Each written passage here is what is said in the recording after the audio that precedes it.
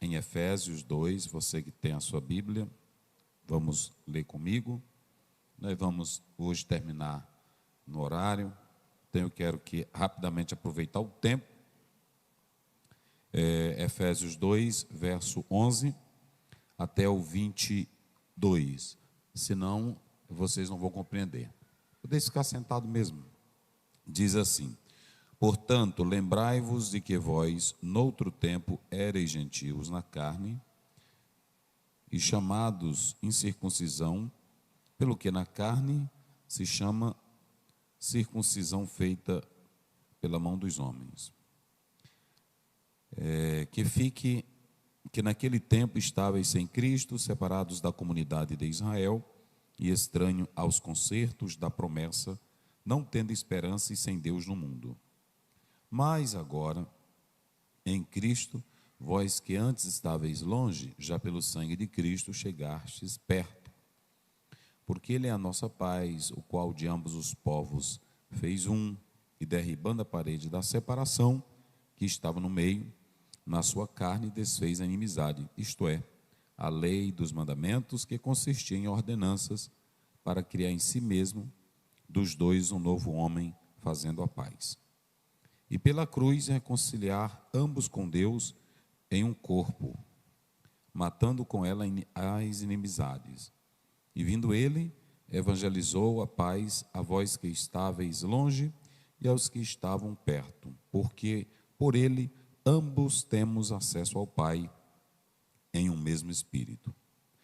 Assim que já não sois estrangeiros nem forasteiros, mas concidadãos dos santos e da família de Deus, edificados sobre o fundamento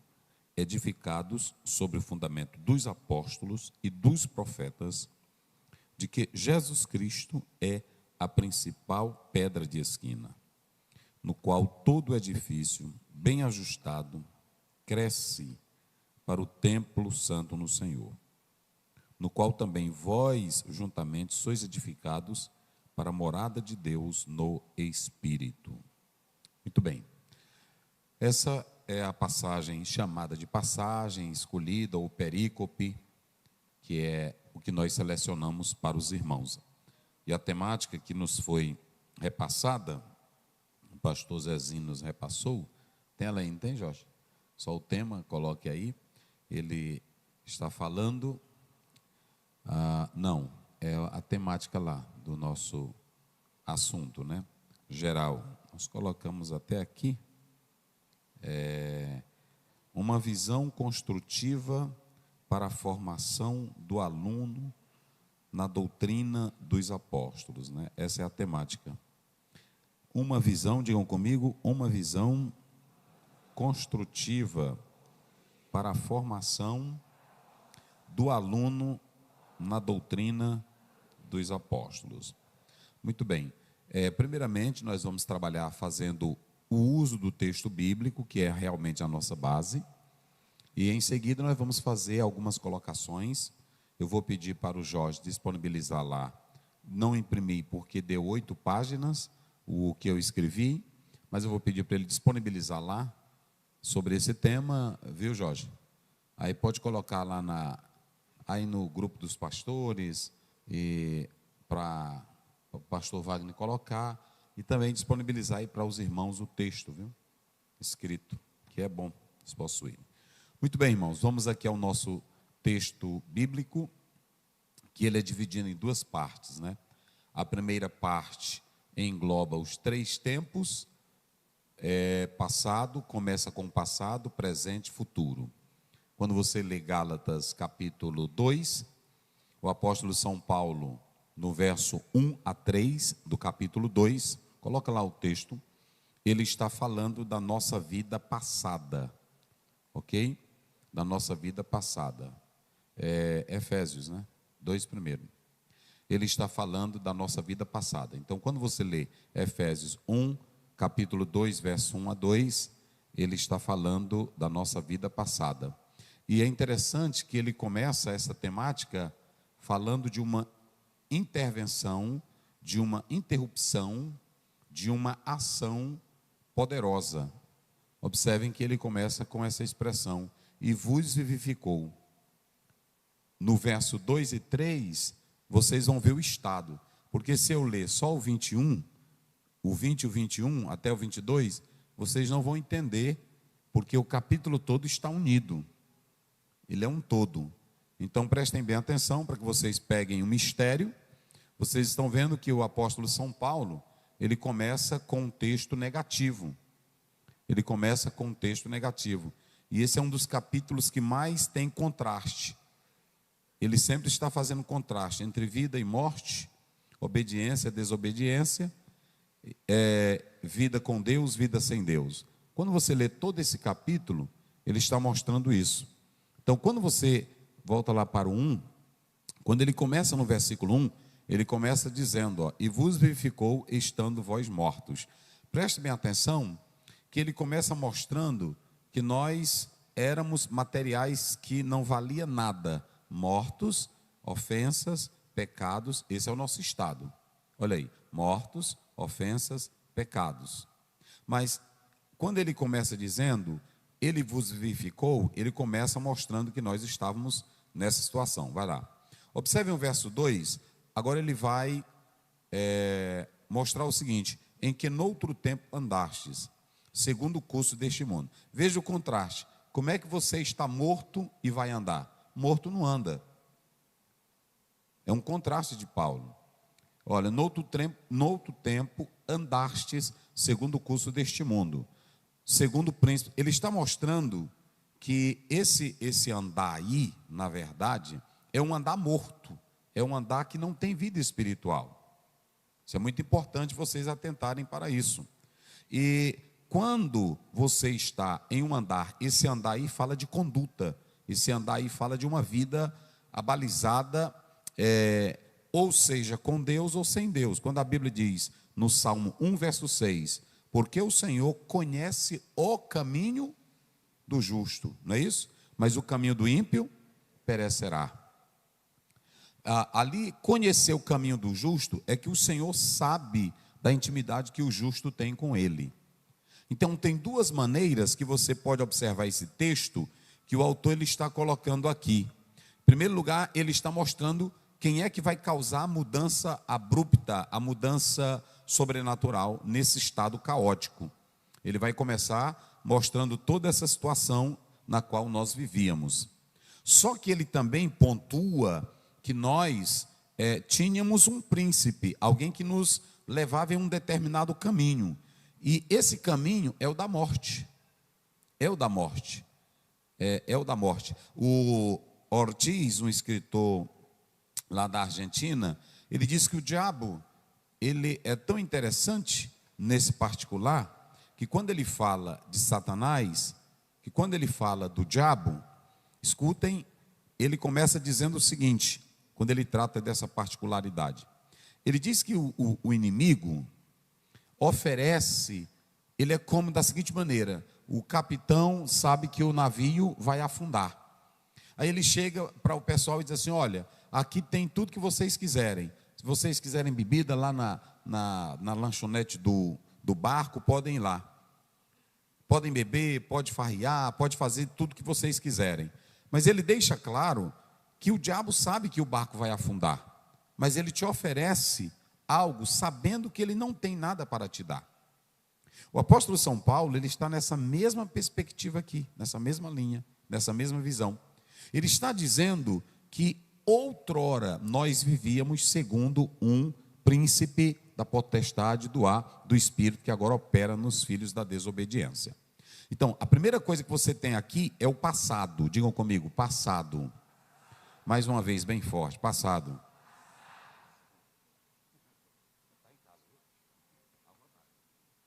Passado. Então, vocês podem observar que ele começa mostrando que no tempo passado, nós vivíamos em tudo isso aqui, na desobediência, quem governava era o diabo, quem mandava era o diabo. E observem que ele está dizendo que nós vivíamos dominados pela desobediência. Então, esse era o nosso passado. Esse era o nosso passado. Então, quando você vê um crente ainda xingar, ou falar mal, ou ser ignorante, petulante, ele ainda está dominado pelo príncipe do ar, que é Satanás. Porque o Satanás não tem vida, ele oferece um barco, ele oferece o bar, ele oferece a bebida, é como a porta larga de Mateus 7, 13 a 14. O que ele oferece? Ele oferece tudo, não, pode vir, pode entrar, mas no final é morte. Ok? Então, essa é a primeira coisa. Agora vamos lá para o verso 4. Esse era o nosso tempo, era o nosso estado. Agora o verso 4. Mas Deus, que é riquíssimo em misericórdia, pelo seu muito amor com que nos amou. Olha aí o verso 5, pode ir. Aí ele começa mostrando aqui o seguinte: estando nós ainda mortos em nossas ofensas, o que foi que ele fez? Nos vivificou juntamente com... Essa morte aí é a morte espiritual, não é a física. Então ele está mostrando que ele nos restaura. E quando ele nos restaura, aí o que acontece? Ele está nos trazendo para uma vida que não é mais a vida passada.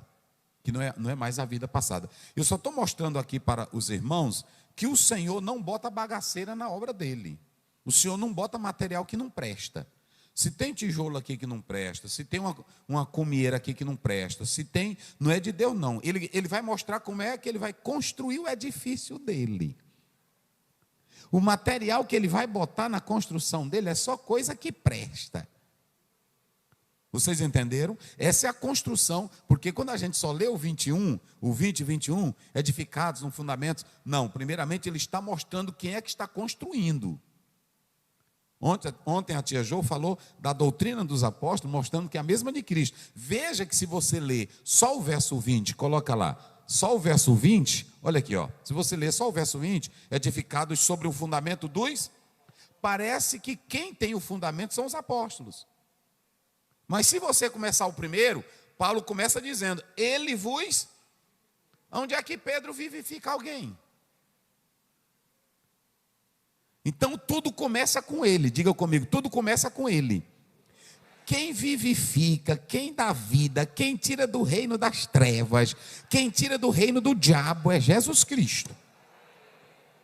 É por isso que lá em Colossenses 1:23 diz, e ele nos transportou do reino das trevas para o reino do Filho do seu amor. Então ele nos tira de lá. E aí ele traz agora para o presente, digam comigo, passado.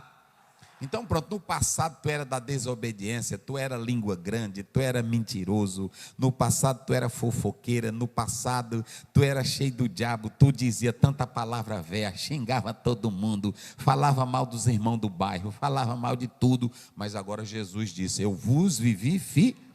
Aí pronto, ele está construindo o edifício dele, e quem é que ele vai botar no edifício dele? Ele não vai botar qualquer coisa. Ok? Então vamos lá. Agora coloca o verso 5. Observem bem. Pode correr aí, para mim correr aqui. Estando ainda mortos em nossas ofensas, aí o que ele nos fez? Digo bem forte, ele nos fez o quê?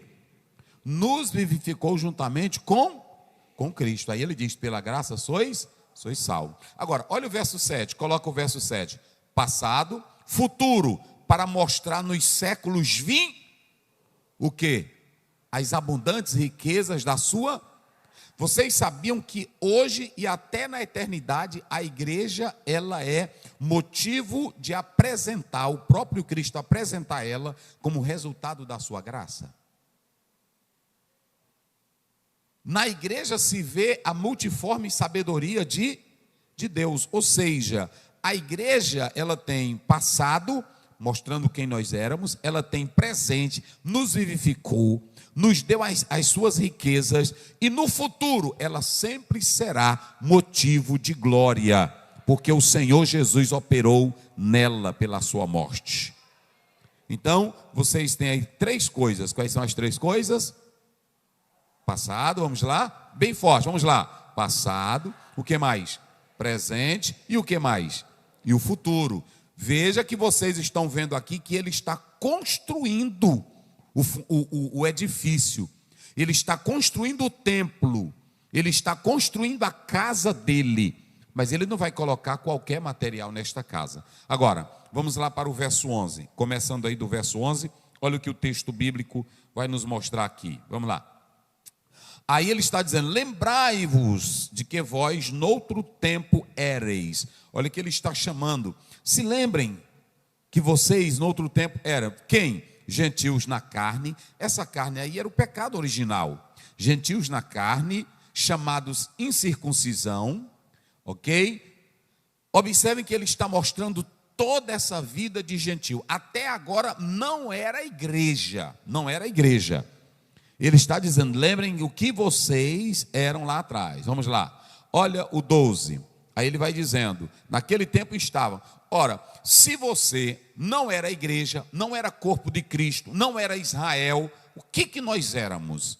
Gentios, incircuncisos, olha aí, mortos, separados da comunidade de Israel. Deus tinha um convênio com Israel. E a mulher samaritana, o Senhor Jesus Cristo, em João 4, ele diz, a salvação vem dos judeus. Então perceba que nessa perspectiva aqui, ele está mostrando que o que nós éramos. Se nós não éramos igreja, se você pegar 1 Coríntios 10, 32, ele vai dizer, não causeis escândalos nem a quem? Nem a gentios, nem a judeus e nem a igreja de Deus. Então, nós não éramos judeus, nós éramos gentios, mas não éramos igreja de Deus. É isso que Paulo está mostrando aqui.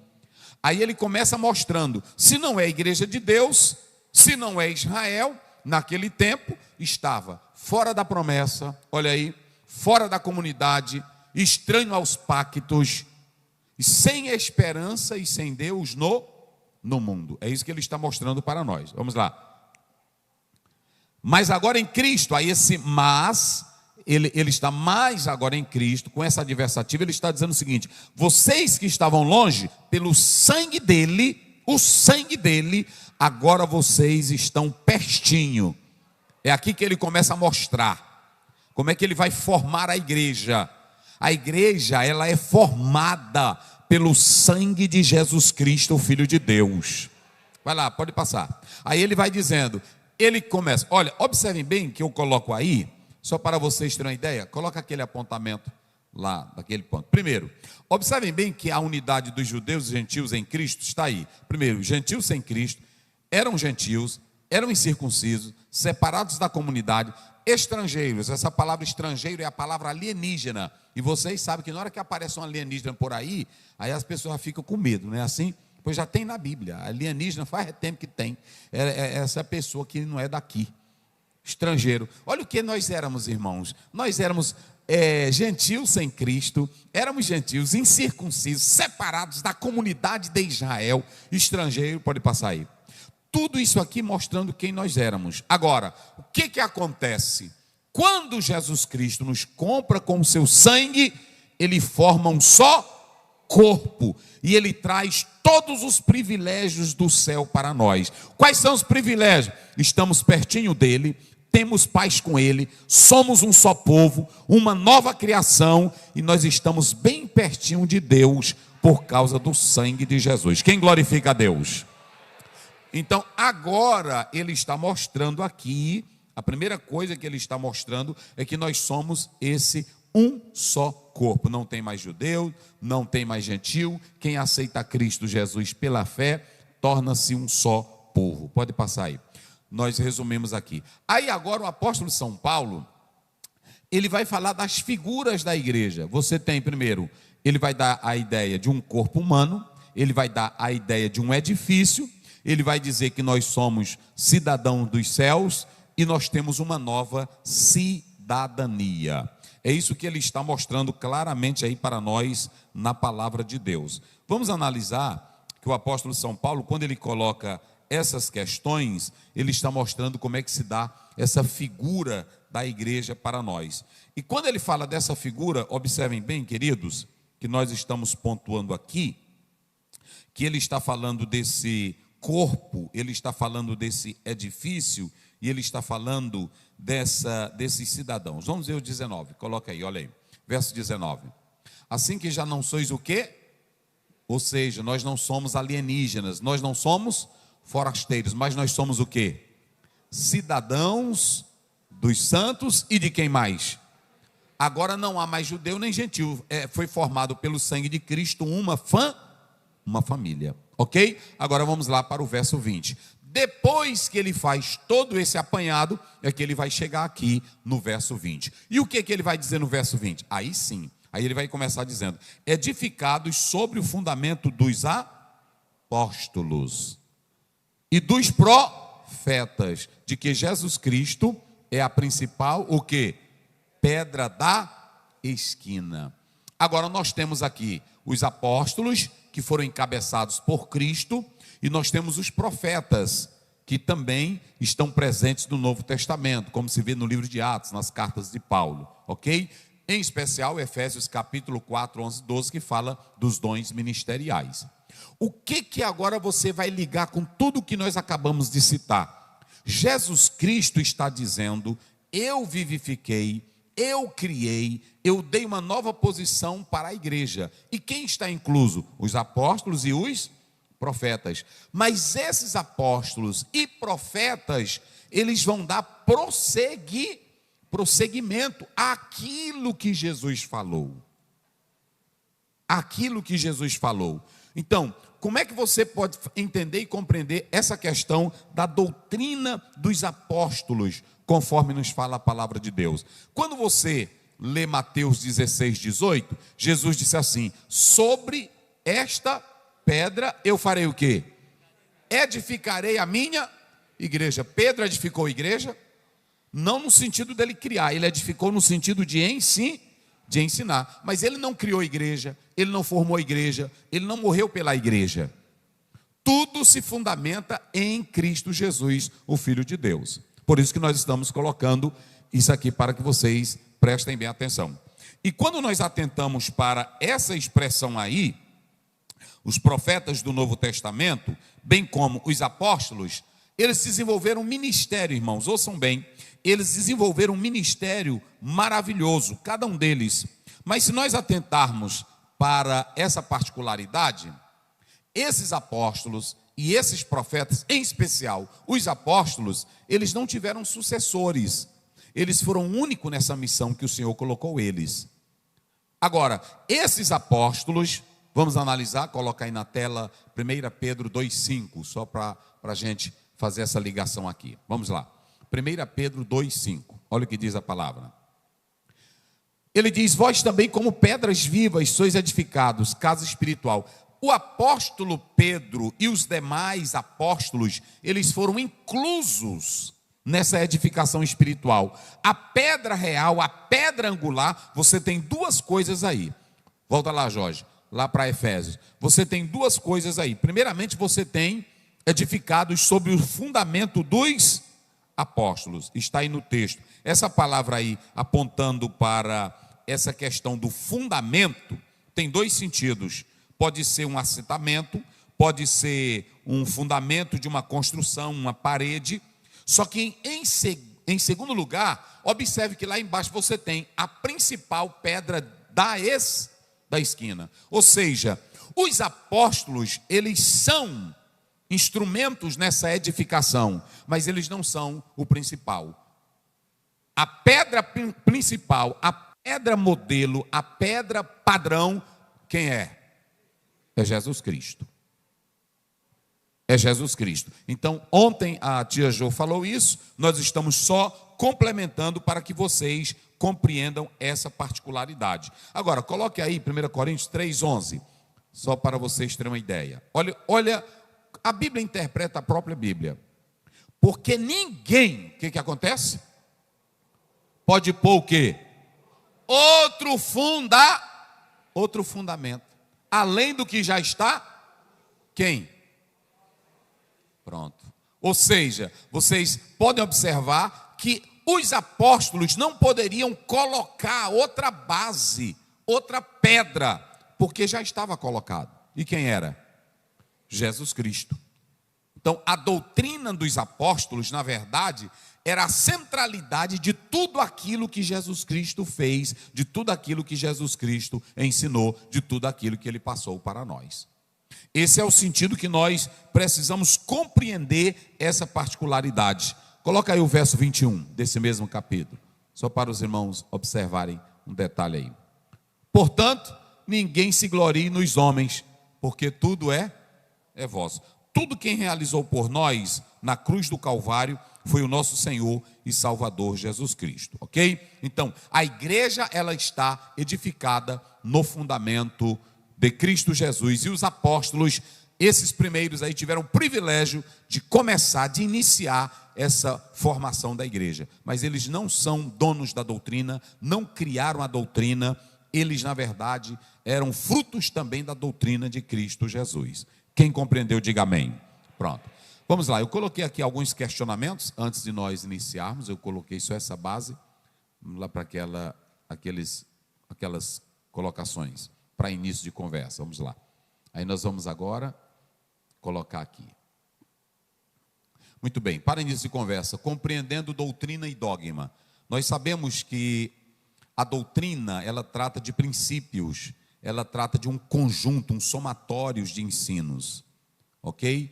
Nós colocamos isso aqui para que os irmãos entendam. A doutrina, convicção da igreja a respeito de um determinado aspecto do evangelho, da doutrina, das cartas e assim por diante. O dogma é uma confissão, o dogma é aquilo que você tem como uma verdade absoluta dentro da questão doutrinária. Nós vamos dar aqui um exemplo, eu poderia dar 2 exemplos mas eu quero apenas citar um. O exemplo da Trindade. A Trindade, nós sabemos dela, conhecemos pela Bíblia, mas a sua compreensão, ela não é totalmente analisada logicamente por nós, para nós chegarmos a dizer assim, é isso aqui. Não.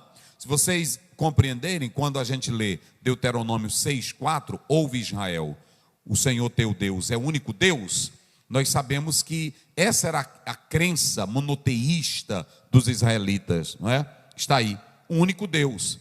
Agora, quando você vai para o Novo Testamento, você tem diversos acontecimentos aonde fala do Deus Pai, do Deus Filho e de quem?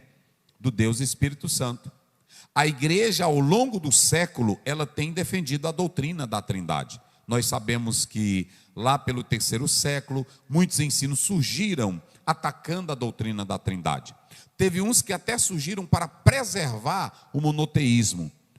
Nós podemos o subordinacionismo, monarquismo, modalismo, todos trataram desse assunto em relação à Trindade, para defender um. Quando você chega no modalismo, ele fala de um Deus que se manifesta de 3 modos, mas isso comprometia o próprio Cristo.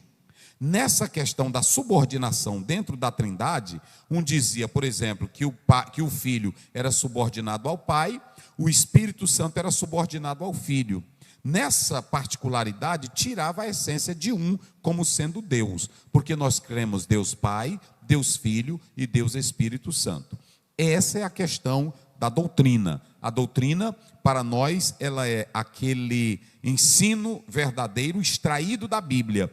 E o dogma é aquela confissão que nós fazemos que, na verdade, é inquestionável. Então, você tem essas 2 palavras aí. Você tem dogma e você tem doutrina. Primeiramente, você tem a doutrina como conjunto de princípios de ensino.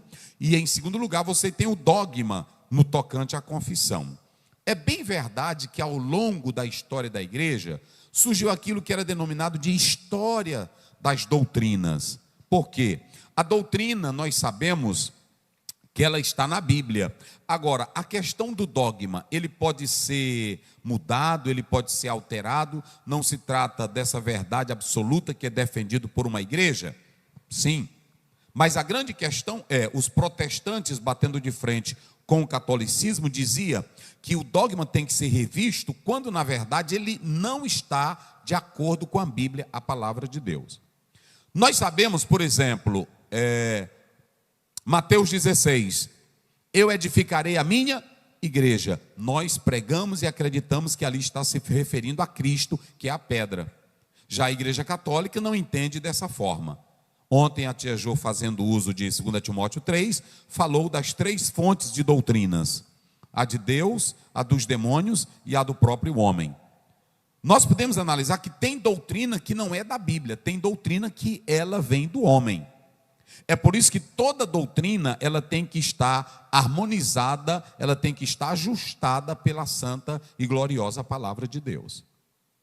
Então nós temos o caso, por exemplo, da questão da Trindade, que aparecem essas concepções, mas nós acreditamos no que a Bíblia realmente fala. E muitos homens de Deus defenderam, mas a nossa defesa maior é a própria palavra de Deus. Então, você tem que compreender essa questão. Vamos lá. Voltando aqui, só para a gente seguir. O dogma é sempre de caráter altamente confessional e de compromisso. Porque, veja bem, às vezes alguém pode ter uma doutrina, mas essa doutrina não é bíblica. Vamos dar um exemplo aqui. A doutrina budista.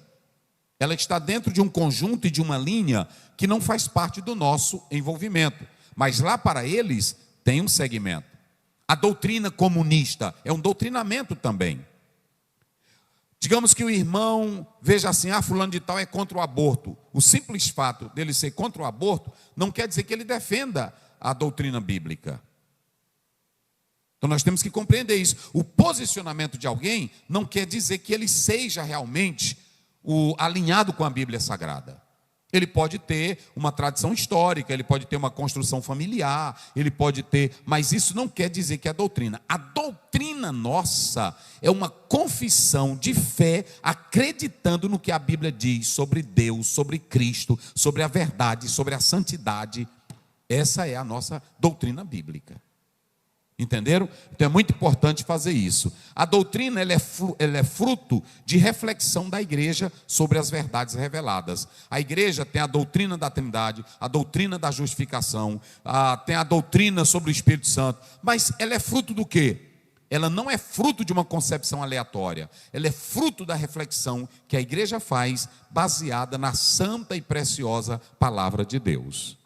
Entenderam? É por isso que nós não podemos, por exemplo, pastor Ciro, pegar um sonho, uma visão, pegar uma profecia e dizer assim, olha, a irmã teve isso e a igreja tem que seguir isso aqui. Não, ela tem que seguir aquilo que está ajustado na palavra de Deus. Se não tiver na palavra de Deus, não pode ser seguido. Gente, a melhor coisa para uma igreja é a doutrina. Uma igreja que não tem doutrina, ela se perde. E quando nós falamos dessa doutrina, nós vamos já falar isso aqui, observem bem, eu coloquei aqui as funções dos dogmas. Olha aqui, a atualização contínua da convicção a respeito de Jesus Cristo. O dogma começa com a confissão. E isso começa a partir do momento, a história da doutrina, ela começa para nós, cristãos, a partir do momento que Jesus Cristo diz, eu edificarei a minha igreja. Quem é a base da nossa fé? Quem é a igreja? Não, diga bem forte. Quem é a base da nossa fé? Nós somos guiados através do quê? Da palavra de Deus. Quem crê nessa palavra? Não, só quem crê. Pega a tua Bíblia aí. Quem crê nessa palavra? A palavra de Deus. Então deixa eu dizer, a doutrina, pastores, sempre no processo histórico da existência humana, ela vai ser atacada. Ela nunca deixou de ser atacada, ela foi atacada pelo diabo lá no Éden, ela é atacada por filósofos contemporâneos, ela é atacada por homens que leram a Bíblia, se tornaram pastores, depois saíram da igreja. A internet está cheia de tipo de pessoas assim. Agora, o que eu quero dizer é o seguinte, vem esse questionamento aqui. As funções dos dogmas, nós sempre vamos analisando, mas está surgindo essa história aqui. Mas qual é o centro da nossa fé? Por exemplo, já no Brasil já teve lugar que o pastor quis adorar anjo no culto. E aí, é doutrina isso? É uma doutrina errada. Não é isso, pastor Ciro? É uma doutrina errada. Aí onde é que eu vou avaliar isso? Eu vou avaliar na Bíblia. Aonde você lê na Bíblia culto aos anjos?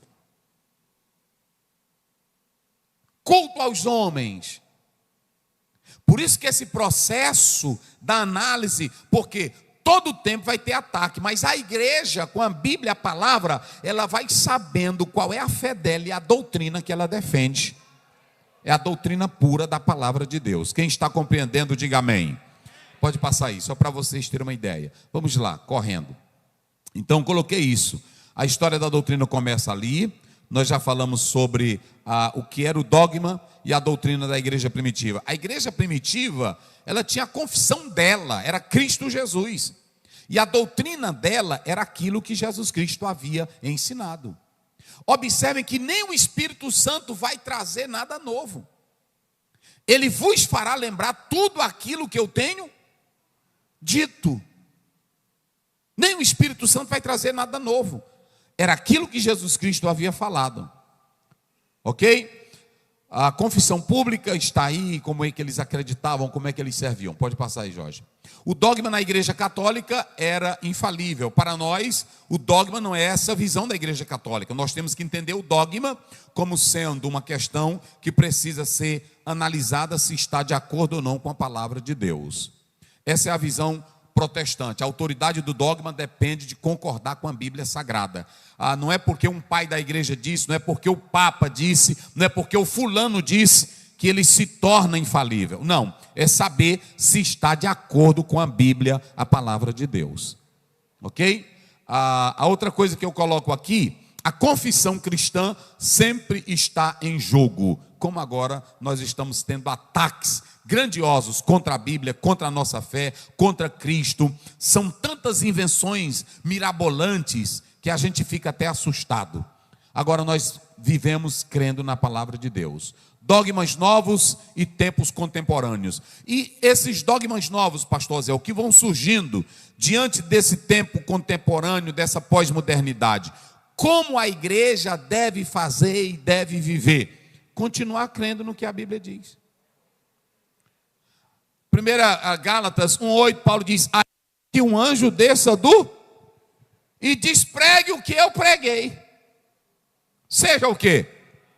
Seja nada, porque tem que ficar naquilo que ele pregou, a santa e preciosa palavra de Deus. Então pronto, é ficar na doutrina, é ficar na Bíblia, ok? Então nós vamos aqui agora para o nosso apontamento do nosso estudo que eu coloquei aqui. Vamos lá, coloca ali. Sobre essa visão, uma visão construtiva para a formação do aluno na doutrina. Muito bem, aí ficou meio pequeno, né, Jorge? Mas vou ler aqui. A visão que temos para a construção e a formação do aluno da escola dominical, na doutrina bíblica, segue a ordenança de Jesus Cristo. O que foi que Jesus Cristo fez para formar um discípulo? Olhe bem para cá, irmãos.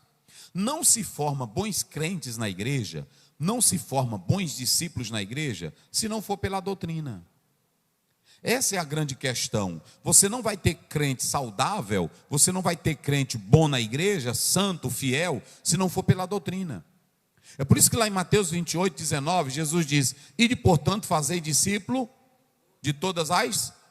Como se faz o novo discípulo? Como foi que ele deu? Qual a visão que Jesus deu para se fazer um novo discípulo? Está aí. Ensinando. Ou seja, você só tem novo discípulo com o quê? Com o ensino. E esse ensino é a doutrina da palavra de Deus. Você não tem, olha irmãos, olha para cá. Você não faz discípulo em monte. Às vezes tem irmão, pastor Zé, por quê? É porque eu quero ver uma igreja saudável. Você não faz discípulo em monte. Você não faz discípulo colocando mão. Você não faz discípulo rodopiando. Você não faz discípulo em uma noite de vigília.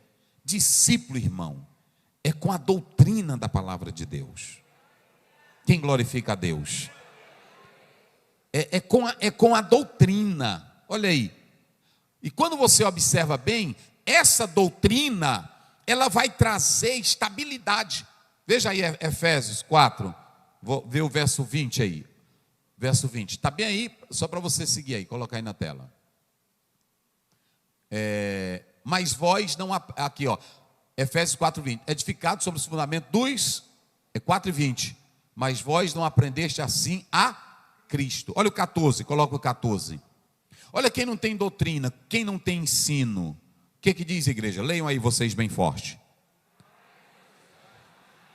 Inconstantes, levado aonde?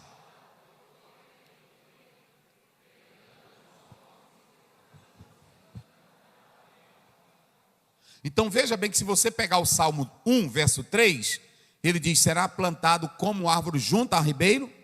Mas se você seguir, ele diz: não são assim os ímpios, mas são como a A moinha que o vento faz o quê? Falha. Se você tem doutrina, nada te arrasta. Se você tem doutrina, nada te move facilmente. Eu sei em quem eu tenho crido. Quem tem doutrina tem estabilidade. Quem tem doutrina, irmão, pode aparecer o que quiser. Pode ter ideologia de gênero, como ela falou ontem aqui. Pode ter aprovação de aborto. Pode legalizar cachaça. Pode até o pastor dizer para a mulher andar nua na igreja. Mas quem tem doutrina, fica com a palavra de Deus, porque conhece ela. Quem glorifica a Deus? Agora, quem não tem doutrina, na hora que surge um movimento novo, ele vai atrás. É negócio sério. Então, volta lá, na nossa colocação. Então, se você não tiver doutrina, está aí. Nós podemos analisar que o discípulo precisa estar fundamentado na doutrina de quem? Dos apóstolos e dos profetas. Essa doutrina ensina que Jesus Cristo é a pedra fundamental por meio do qual o edifício está solidificado e pode crescer para a glória de Deus. Pode passar aí. Vamos lá. Observem bem que nós temos aí mais um ponto que ele coloca nessa perspectiva bíblica. Eu coloquei aqui, irmãos, que a doutrina que forma o discípulo, ela na verdade, ela tem vários pontos importantes. Digam comigo bem forte. A doutrina que forma o discípulo faz ele permanecer na fé. Digam comigo. A doutrina que forma o discípulo faz ele servir as pessoas. A doutrina que forma o discípulo traz crescimento. A doutrina que forma discípulo traz amadurecimento. Então vamos lá. O que a doutrina faz na vida do crente? Qual é a primeira? Faz ele fazer o quê? Permanecer aonde? Na fé. Vamos aí, Judas, coloca aí, Judas 20, 21. Depois a gente volta aí. Vamos lá, Judas 20, 21, como é que diz? Rapidinho na tela.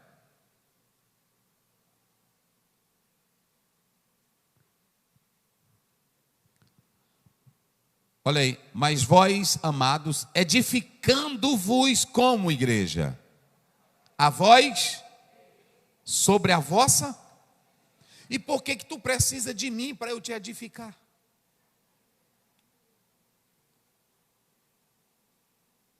Se Cristo foi quem abriu a boca, e Paulo escreveu, Ele vos deu vida. Eu não dou vida para vocês. Eu não dou santidade para vocês. Eu falo da palavra de Deus. Isso aqui, se vocês analisarem no texto grego, está falando que pode ser uma voz reflexiva, chamada lá de voz média, é a própria pessoa consigo mesma. Na vossa santíssima fé, orando no Espírito Santo. Então, quem tem doutrina permanece na fé. Permanece na fé, não sai dela. Outra coisa, quem tem doutrina pode servir aos outros. Pode servir. Isso está aí em Romanos 8, 26, Efésios 6, 18. Ele pode servir. E pode trazer o amadurecimento. Todo crente que tem doutrina, irmão, estou falando de crente que tem doutrina, que lê a Bíblia, que compreende o que é doutrina, ele é amadurecido, ele é um crente sábio, ele é um crente prudente e assim por diante. Eu vou seguindo aqui. Nós temos aqui pontos positivos sobre a doutrina. E eu coloquei aqui alguns pontos positivos. Digam comigo bem forte, só para a gente correr. Digam comigo, bem forte. Formar cristãos saudáveis, glorificar a Deus, ter uma vida saudável, comportamento e caráter bem moldado, santidade e fidelidade. Agora coloca aí Tito 2 primeiro. Ou seja, qual é o ponto positivo da doutrina, pastor Aziel? O ponto positivo da doutrina é isso aqui. Tu, porém, fala o que convém à sã doutrina. Olha aí. E quando você tem aí essa expressão hugiaino significa saudável. Essa expressão no grego, ela quer dizer manter-se forte. Mas vocês sabiam que essa expressão hugiaino quer dizer ter pensamentos puros, e ainda tem mais, opiniões que estão livres de qualquer contaminação de erro. Quem tem doutrina não tem pensamento velho errado. Quem tem a doutrina pura, por isso que ele começa dizendo, a doutrina sã. Quem tem a doutrina sã, os pensamentos dele, ou do irmão ou da irmã, é livre de erro. A doutrina verdadeira, ela traz pureza para nós, irmãos. Lá em 1 Pedro 2,1, ele vai dizer, desejai ardentemente, como menino recém-nascido, o quê? O leite como? Pronto, quem tem doutrina, irmão, ele não tem coisa contaminada dentro dele. A doutrina verdadeira, ela nos torna saudáveis. É isso que Paulo, ele está pontuando para nós. Por isso que nós podemos dizer aqui, que nós precisamos ter essa doutrina nos nossos sermões, nos nossos hinos, nos nossos louvores, nas nossas pregações e nos nossos ensinos. A doutrina pura, a doutrina saudável, nós temos que ter. Eu coloquei aqui outra coisa, a doutrina é como um mapa. Por que a doutrina é como um mapa? O mapa é melhor do que o GPS. Pastor Ziel, sim. Por que o mapa é melhor do que o GPS? O GPS, você só segue aquilo que a voz, tem até o nomezinho da mulher, eu me esqueci. E você programa também na voz do homem, que ele vai lhe dizer.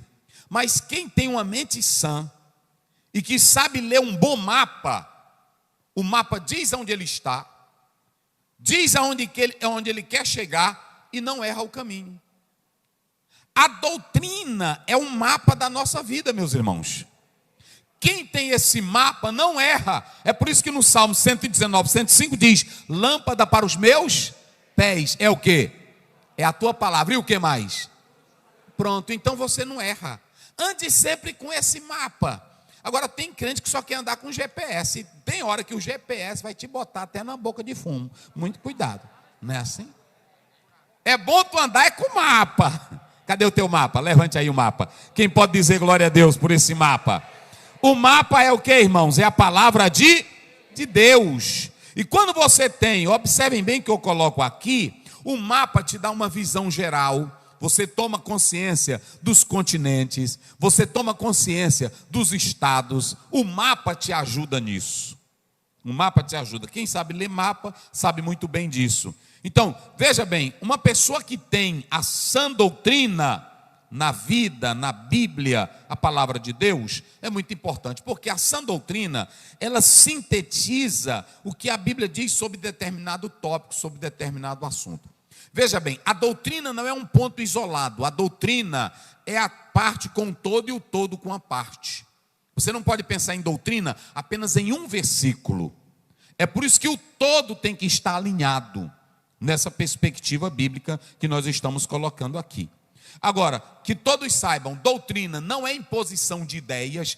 Por exemplo, eu vou ler um texto bíblico e eu quero impor sobre o texto bíblico as minhas ideias. Não, eu pego aquilo ali, eu coloco a minha ideia. Doutrina não é isso.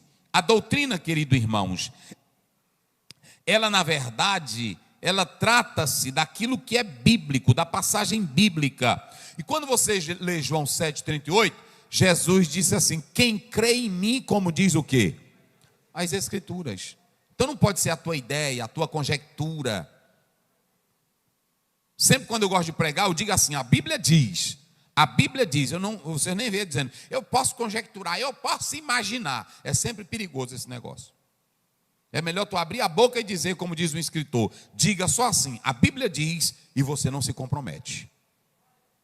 Mas quando você diz, não vá além. Então quando você fica, eu acho, ou fulano disse, ou Flávio Joséfo disse, é perigoso, porque aí tu não tem a base. Agora quando tu abre a Bíblia e diz, a Bíblia diz, a Bíblia diz, a Bíblia diz, aí pronto, aí tu está livre de tudo. Pega a sua Bíblia.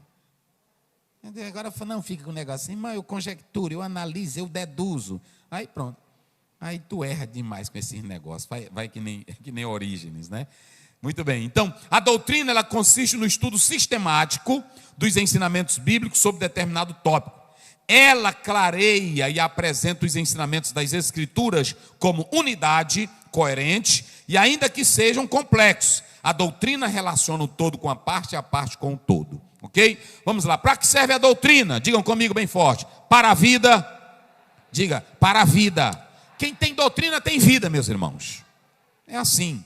Crente que tem doutrina, ele tem vida. Ok? Ela nos leva à peregrinação correta. A doutrina, ela nos leva às instruções para agir corretamente. A doutrina, ela nos leva a um viver de prudência. Coloca bem na tela Mateus 7, 24, depois Mateus 25. Vamos lá, rapidinho, só para os irmãos terem uma ideia. Olha aí, leiam aí vocês bem forte. Isso.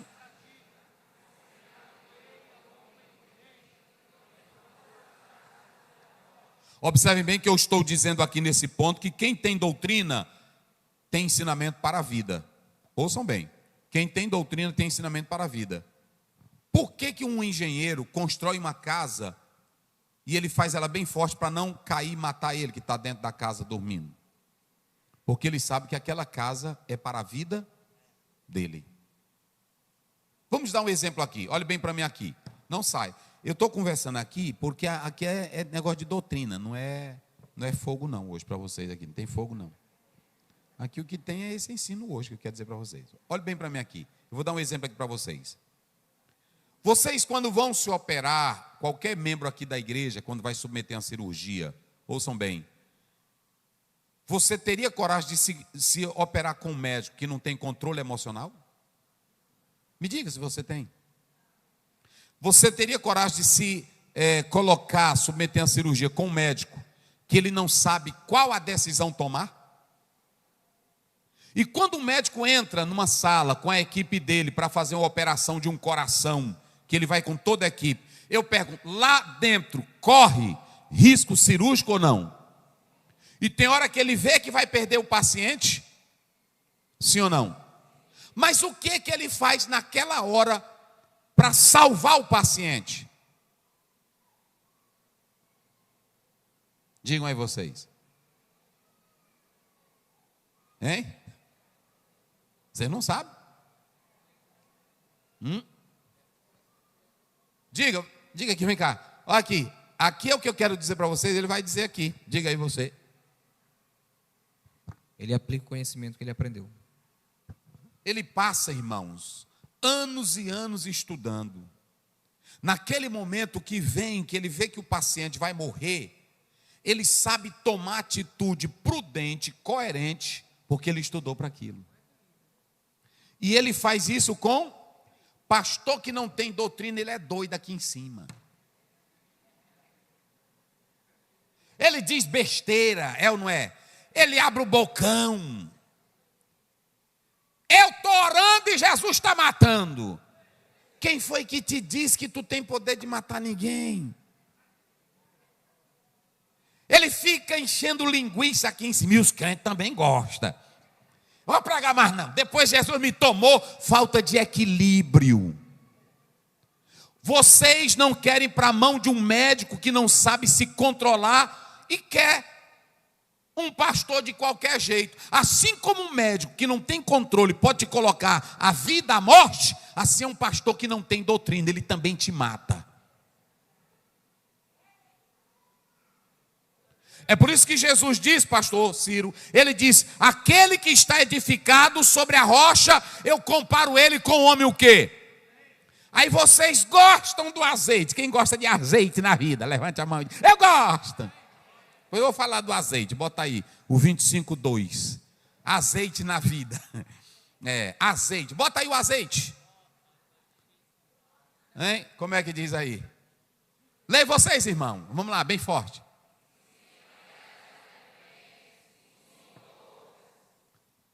As 5 que foram esperar o noivo, todas foram.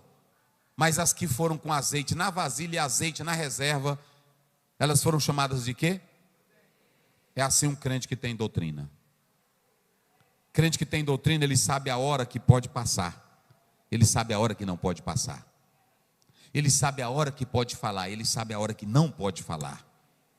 Ele sabe a hora que pode agir, ele sabe a hora que não pode.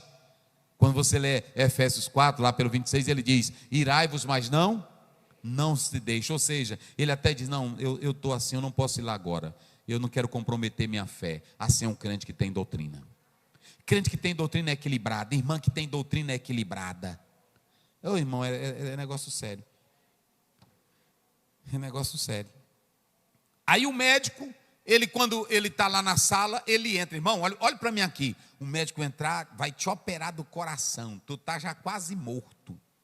Irmão, para um homem desse entrar na sala, equilibrado, controlado, você até confia quando diz assim: esse homem aí é doutor, irmão, ele estudou em Harvard, ele tem especialização em pós-doutorado em coração. Até você diz: eu estou em boas mãos. É assim ou não é? E por que tu não quer um pastor também assim? Tem que saber, irmão, tu tem que saber se teu pastor tem doutrina, se ele tem a Bíblia, a verdade da palavra de Deus. É assim. Aí não, na hora que é para outras coisas, na igreja, aí quer de qualquer jeito. Agora imagine você ter um pastor. Não, irmão, meu pastor é um homem que tem Bíblia. Eu li agora um autor que diz: o carro do pastor não pode ser mais caro e nem maior do que a biblioteca dele. A biblioteca tem que ser mais cara do que o carro dele. Tem deles que lutam com fazenda e com carro e com poder, mas a biblioteca, ele tem 2 livrinhos, e nem desses 2 ele pega. Não é assim? Ei, irmão, esse negócio de doutrina. O Zezinho botou esse sistema aqui dele. Eu estou mexendo. A tia Jo falou ontem é porque foi bom. E aí pronto. Mas aí é desse jeito. Se não tiver, eu vou correr aqui para me finalizar. Mas vamos lá, irmãos, observem bem uma coisa. A Bíblia, queridos, ela traz controle para nós, sim ou não? E quem crê que ela tem tudo para nós? Só quem crê. Diga glória a Deus. Preste bem atenção. A Bíblia, ela não abrange tudo. Vou logo dizer para vocês, quem já leu na Bíblia como fazer pipoca? Tem na Bíblia? Quem já leu na Bíblia como fazer um bolo? Não tem na Bíblia. Quem já leu na Bíblia ela orientando ir do Rio de Janeiro para São Paulo? Quem já leu na Bíblia ela ensinando a fazer uma operação do coração? Não tem. Mas a Bíblia, ela tem a receita de como você andar daqui para as mansões celestiais.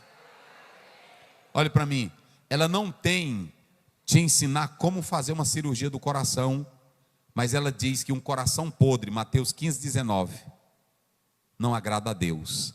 E quando você lê em Ezequiel 36, ele diz claramente que só quem pode tirar coração de carne, de pedra, e colocar um coração de carne, é o Deus Todo-Poderoso.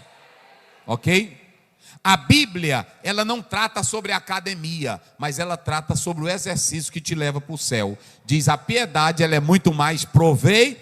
Então tudo. Um dia desse eu estava com um irmão, aí um irmão disse assim para mim, até um pastor amigo meu. Eu disse: rapaz, você está correndo demais. Pastor, tudo só acontece no dia.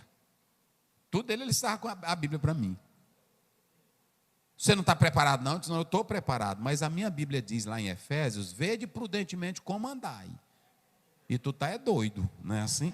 Então, a Bíblia, ela tem tudo. Então você precisa atentar para essa particularidade da palavra de Deus. Amém? Aqui para a gente fechar, o que as falsas doutrinas promovem? Olha aqui, deixa eu dizer uma coisa para vocês, irmãos. A doutrina não é debate. A doutrina, ela não trata sobre um fato qualquer. A doutrina é a palavra de Deus. E quando nós falamos da doutrina, observem bem, é muito importante que você tenha a doutrina verdadeira. A Lois Benkoff diz em uma introdução do livro dele, que alguém disse assim: a doutrina pura só existe por causa das heresias. Muito cuidado com essas colocações. A doutrina pura, ela não existe por causa da heresia. A doutrina pura, ela veio do Senhor Deus. Goteja a tua palavra como chuva. Ela vem pura. Agora, os homens, ao longo do tempo, contaminam, tentam desfazer da doutrina. Por isso que surgem as heresias. Mas a doutrina não é fruto das heresias. Há muita gente que está usando esse argumento. Muito cuidado com essas falácias que acontecem por aí. Então, a doutrina pura, ela vai evitar a doutrina falsa. A doutrina pura, ela vai fazer com que tenhamos uma vida santa. A doutrina pura, ela vai nos dar uma consciência pura. A doutrina pura vai fazer com que a nossa teologia seja boa e seja agradável, ok?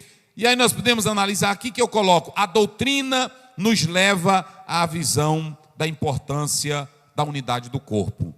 Vocês sabiam que uma igreja que não tem doutrina, os membros só vivem brigando, em concorrência, em desavença? Quem tem doutrina, irmão, não tem esse comportamento. Não tem. A oração de Jesus em João 17, 21 foi para que todos sejam um, assim como o Pai e Ele eram o quê? Eram um. Então, quando nós analisamos, nós somos seres individuais. Nós somos seres individuais. Até a nossa comunhão com Deus, ela é desenvolvida de modo individual. Por exemplo, quando eu estou lendo a minha Bíblia sozinha, eu estou me edificando. Quando eu estou em oração sozinho, eu estou me edificando. Quando eu estou em jejum sozinho, eu estou me edificando. Quando um irmão vai lá em casa e me dá uma palavra de estímulo, ele está me edificando. É uma particularidade. Eu li de um autor que diz que a igreja, ela não é uma equipe. A igreja, ela não é um time de beisebol. A equipe não é corpo. A equipe está lutando por alguma coisa qualquer. Ele diz que pode parecer que nós somos equipe, mas nós não somos. Ele diz que nós somos corpo. E interessante que ele diz nessa obra dele que às vezes tem crente que é como um surfista. Vocês podem analisar que é um esporte que não participa ninguém, só a própria pessoa. Ele pega a prancha dele e vai sozinho para o mar e procura as melhores ondas. Tem crente que quer viver na melhor onda sozinho.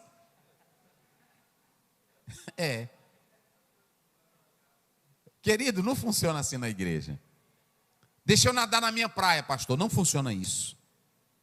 É por isso que os desigrejados, eles não querem a igreja, porque a igreja tem que estar no meio do corpo. E para estar no meio do corpo, tem que ouvir. É aqui que você vai aprender a ser crente. Você tem que sentar perto do crente ruim. Tem que sentar perto do crente alegre. Tem que sentar perto do crente cheio de banca. Tem que sentar perto do crente cheiroso. Tem que sentar perto do crente fedorento. É aqui que você aprende a usar os dons para servir ao próximo. É no corpo que você desenvolve a comunhão uns com os outros. Hebreus 10, 25. Não deixeis a congregação. Então, não pense que você vai surfar sozinho. Não existe essa, irmão. Eu estou surfando sozinho na fé. Muito cuidado com essas coisas. Coloca bem aí Atos 2,41. Vamos lá. Vou fechar nesse ponto aqui. 2,41. Olha como é que diz aí. Vamos lá. De sorte que foram batizados, que de bom grado, a sua palavra, e naquele dia, os quase 3.000 foram o quê? Digam, os quase 3.000 foram o quê? Agregados. Digam bem forte, os quase 3.000 foram o quê? Então não existe isso. Não existe. Se você pegar 1 Coríntios 12, verso 13, coloca aí na tela também, para você observar que a doutrina ela faz isso. Vamos lá, olha aí. Lê aí, pastor Wagner. Olha aí o que ele está dizendo aí para nós. Vamos lá. Pois todos nós fomos batizados em um Espírito, formando o quê? Um só corpo. Olha aí, irmãos. Mateus 12, 46 a 50. Vamos ver aí, Mateus 12, 46 a 50. Coloca lá. E falando ainda da multidão, eis que estavam fora sua mãe e seus irmãos, eu preguei até isso, pretendendo falar-lhes. Se você analisar, Jesus diz assim: esses são os meus irmãos e quem mais? Tu sozinho, tu não tem irmão.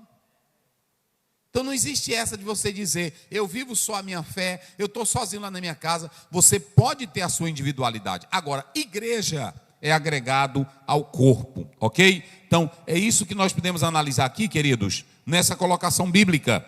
Você não pode viver sem essa colocação. E o apóstolo São Paulo, ele fala da igreja local, mas ele fala da igreja universal. E ele deixa bem claro que há particularidades para a igreja universal, mas também para local. Só que ele deixa claro que nós somos um corpo. Quando nós atentamos para Tito 2, primeiro, ele vai mostrar qual é o efeito dessa doutrina na nossa vida. Vamos lá, eu finalizo com essa passagem aqui. Tu, porém, fala o que convém a sã doutrina. Olha aí. Aí ele vai falar, ontem até a tia Jô pincelou isso aqui, mas ele vai dizer, primeiro, os velhos. A Bíblia, irmão, a doutrina, a palavra de Deus, ela não tem classe. Ela quer que o velho seja santo, ela quer que ele seja sóbrio, olha aí, quer que as mulheres idosas, olha o que uma doutrina faz. A irmã que tem doutrina, irmã, isso aqui é sério. Tem muitas irmãs aqui, cadê as irmãs? Levante a mão aí. Pronto, principalmente as mulheres casadas. Eu escrevi um livro, O Melhor do Amor, eu disse que você não vê estudo de casal na Bíblia. Por que não tinha estudo de casal? Porque os problemas eram resolvidos em casa. E olha o que Paulo diz, as mulheres idosas, semelhantemente que sejam sérias, mulherzinha de caráter, como convém às santas, não caluniadoras, nem mestras do bem. Olha o que é mais aí, para que ensine as mulheres mais novas a serem, novamente, quem tem doutrina tem prudência, amarem os seus. Hoje vocês sabem que um dos maiores problemas que nós temos nas nossas igrejas é problema de casais. A mãe não ensina a menina a amar o marido, porque quem tem que ensinar é a velha. Minha filha, seja uma mulher boa para o marido, minha filha. Saiba amar ele, minha filha. Mamãe, mas eu sou crente, pois é assim mesmo. Aí pronto, mas aí muitas não são amadas, não são bem cuidadas e não funciona. E a amarem seus filhos. Olha aí você vai ver, semelhantemente os jovens. Sabe o que a Bíblia diz? Os jovens serem controlados, moderados. A doutrina, irmão, observem que a doutrina, ela traz prudência, ela traz comportamento para nós.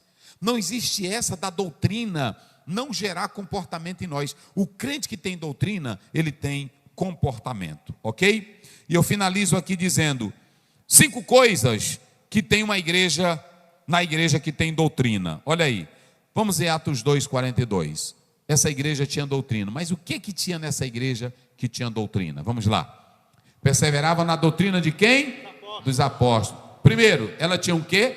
Doutrina. Primeiro ela tinha o quê? Doutrina. Depois ela tinha o quê? Comunhão. Depois ela tinha o quê? Coinonia, partir do pão. E ela tinha o quê? Orações. Olha o verso 43. E em toda a alma havia o quê? Temor. 5 coisas. Se você não vê isso em um membro da igreja, ele não tem doutrina.